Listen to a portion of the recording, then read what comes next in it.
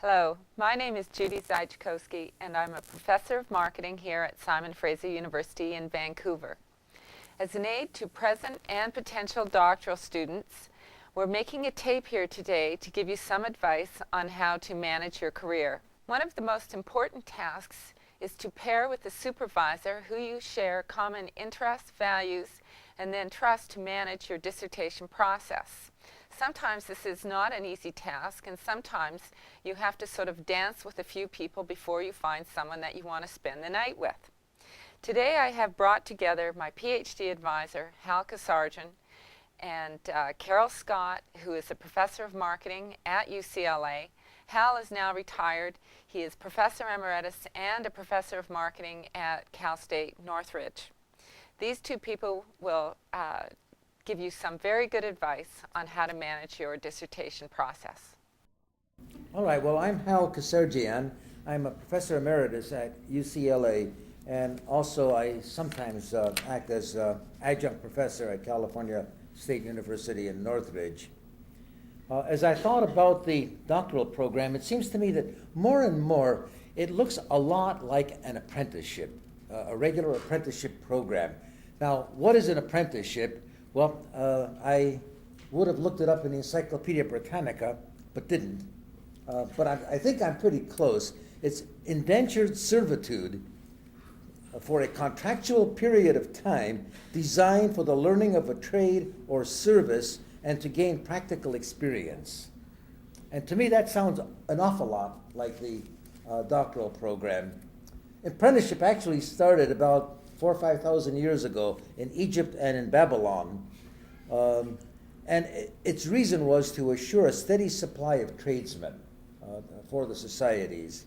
By the Middle Ages, it had moved into Germany and France, and guilds developed. And the purpose of the guild was to control the quantity and the quality of the tradesmen. And that sounds to me an awful lot like professional associations, like faculty unions, like academic senates, like faculty committees, to somehow control the quality and the quantity. And in the Middle Ages, it developed that apprenticeship period was for 7 years. Now, that's not unlike the doctorate program. The average in this country is just about 7 years. Now, modern times now, with great efficiency, Germany has decided to cut the apprenticeship period back to about 3.5, between 3 and 4 years, depending on the trade. In any case, with this German efficiency, it was cut back, and that kind of reminded me of some of the universities that are trying to cut back the doctoral program to 3.5 or 4 years also, and are putting pressure on students. So if it's an apprenticeship, how are we doing? How have we done as apprentices? Well, first, the task is to learn a trade. I think we've done very, very well. Textbooks, seminars, lectures, examinations. When a doctoral student leaves, he knows his stuff, and he knows it pretty darn well. Second is practical experience, teaching. Well, what have we done here? Well, we take the student, we dump him in the classroom, we say sink or swim, baptism under fire, and we do all right, because we have a lot of good teachers. Somehow, as clunky as the system is, by accident, we seem to turn out fairly reasonable teachers. So somehow we're okay there. The third job is to learn the guild, to learn of the guild, the people in the guild, the people in the field. That is, what do we mean in our field? AMA, ACR, Informs, and so on. Here, I don't know. I don't think we do all that well. I don't think our students are as knowledgeable of the guild and guild activities as they should be.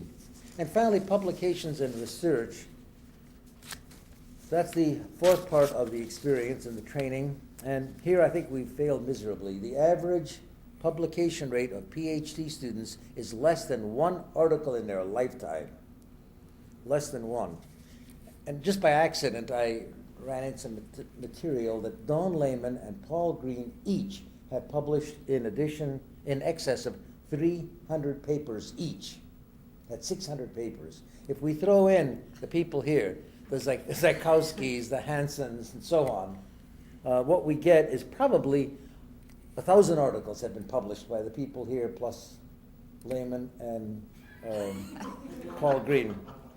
That means that these few people are responsible for 1,001 PhDs never publishing anything. If the average is to stay less than one, right? All right. And that's where we failed badly, because I feel strongly that it is the duty of a doctorate to publish, to pay back the knowledge that he learned by creating new knowledge. I think it's his duty to publish. It's his duty to the field. Without it, lectures cannot be prepared, texts cannot be written, and the field cannot advance. My talk was to be about how to pick an advisor and how to find a topic. And I had 2 minutes to talk about that, 1 minute each. And so we could also think about it as, since most of us here now are faculty, and thinking about what kind of student do you want to take on and what kind of topic do you wish to accept. I mean, that's sort of the flip side of students finding topics and picking you. It's you also deciding that you would want to take on a student or a topic. So for students, I was going to say there's really 3 strategies, and I'm obviously going to advocate the latter. The first 2 are very linear ones. First, you find a topic, and by topic means you find something that you're really interested in, you feel passionate about, you think you could spend a year or 2, maybe if you're not so fortunate, 3 or 4, investigating and getting a dissertation out of. And I always think the best topics are ones that are problem focused. And that sounds a little odd, because I was taught in my own doctorate program to take a theory approach. You take the theory and then you go find an interesting place to apply it. I think the best work now and the most enduring work is problem focused. You find a problem that you think is interesting in the real world, and then you go out and find which theories and which kinds of concepts, if any, apply to it. And I think that's how you get more of an enduring kind of an interest. If you thought about the topics that we heard today, particularly like Mike and Bart, people that I know the best on the program today, and the work that they've done over a long period of time, it's because there's been a problem that sort of stayed with them. Their method, their theories, the questions have changed, but the problem area sort of basically stays the same. So first you find this topic, and then you move on to an advisor who has some expertise or some interest in that particular area. So that's one way to go. The other way is completely different, is that you pick an advisor that you really like, somebody whose work you admire, somebody who you get along with, somebody who you think works well with doctoral students, and then you try to find out what they're interested in, or maybe even in the worst of all possible worlds, they hand you something that's a piece of their work and you go off and do that. Because you're quickly under these 2 approaches, you're finding out that you need the advisor and the topic to work together.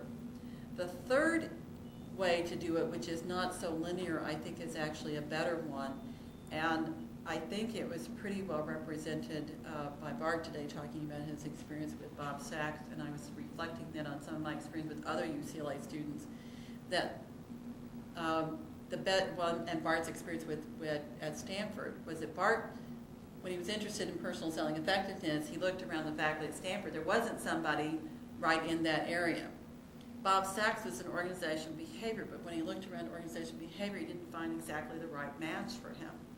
So in neither case did they let that stop them.